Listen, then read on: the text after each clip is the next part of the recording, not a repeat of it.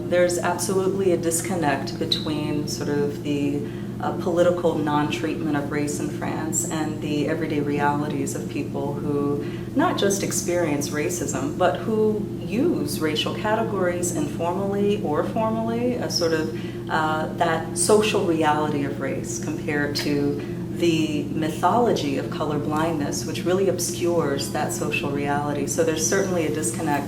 One of the things that the respondents I talked to said again and again in my interviews in France was that they described France and French society as hypocritical, right? This was their experience, that there is a disconnect between the ideals of fraternité, égalité, and all of that, and what they experience as discrimination and as racial categories that are used against them in ways that limit their opportunities, that make everyday life stressful, whether it's in the public sphere where they know they may be looked at in a denigrating way, or in housing where they know that, you know, in some cases they say they'll call about an ad for lodging, and they're told on the phone that a place is available, and they get there and suddenly it's not available.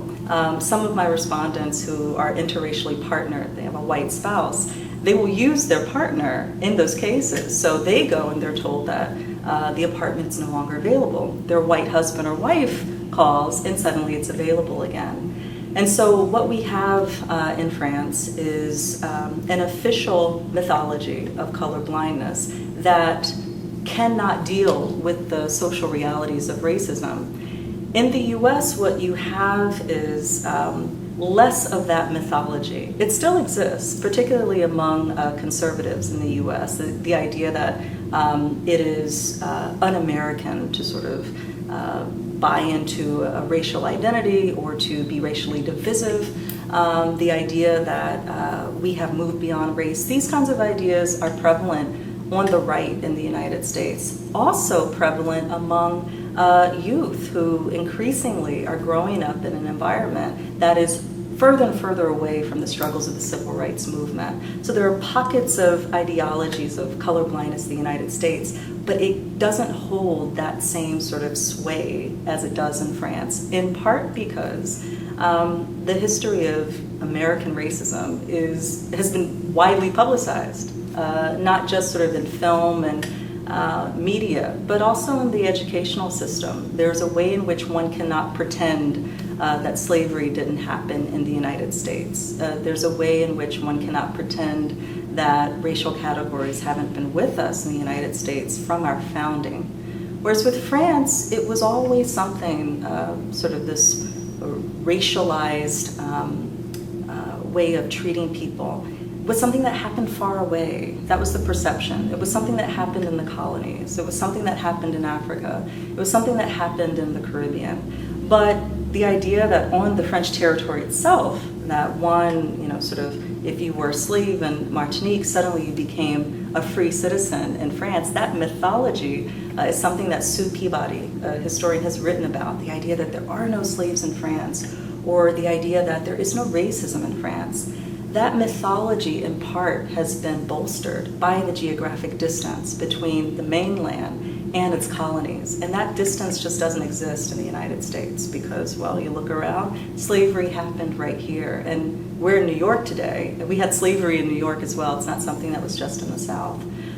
So what we can learn from this American-French dialogue about race and racism, first of all, is that there are no paradises when it comes to racism, right? In the U.S., the fact that we sort of don't have that mythology of color blindness, the fact that we have the existence of the civil rights movement, many organizations dedicated to fighting racism, well, you know, that still hasn't eradicated racism. You have a president who identifies as black, that has not eradicated racism. In France, it's a different sort of political situation, a different geographic situation vis-a-vis sort of slavery and colonization. But you have the very similar problem of white supremacy, is what I call it in my work, sort of French white supremacy. and the problem of anti-Blackness, which is a global problem tied to colonization. So that takes different forms in different national settings, but the underlying issues are the same. That is, we have not gotten away from the idea that whites are not just different, but better, superior, and people of color are inferior, are less than. And it's so, I often am sort of asked, compare racism in the US and France. Is it better to be Black in a certain, society rather than another? And in fact, that's a question I asked my respondents. I wanted to know, what do you think? Do you think it's better to be Black in the US or in France? And I asked that question at a time when Barack Obama was becoming, the candidate who eventually became president. And at that time, everyone in France was very much fascinated by what was happening in regards to race in the US. And there were, I don't know if you remember, but there were all of these comités de soutien for Barack Obama in France. And I went to a number of their meetings. I was a spokesperson for the Democratic Party for Barack Obama also. And I can tell you that question of, not just question, but the sense of hope that if Barack Obama was elected, it wouldn't just be good for the US, but it would be good for Blacks everywhere. That was a sense that I got. The people I talked to then, when I asked, do you think there could be an Obama in France? Do you think there could be a president elected in France who's not white? Almost unanimously, everyone told me, no, it's not going to happen anytime soon. The fact is, African Americans didn't think that would happen here either. So all that to say, I asked them also, would you rather be Black here or in the US? And what they told me, and it's been very much influential in my worldview and my understanding of race, is that it's not good to be Black almost anywhere. All right? That doesn't mean that one cannot be successful if one is Black. It doesn't mean that one cannot enjoy life or experience achievement or do well in one's life if you're Black. What it means is that being a Black person is nonetheless a burden. It is something that opens you up to the risk of racism and discrimination no matter where you go. And that's something that you can't avoid just by moving, for example. And a lot of there's been some media attention to the fact that middle class and sort of elite Blacks in France increasingly are leaving to look for opportunities in the UK, in Canada, in the US, in part because of the discrimination that they face. But you get here and you find there's also discrimination. So all of that to say there is no paradise, as I said earlier. So what we're trying to grapple with is sort of, what can we do, if anything, and I think we can do something, but what can we do about the social reality of racism? What can we do about better understanding how contemporary racism is linked to the past?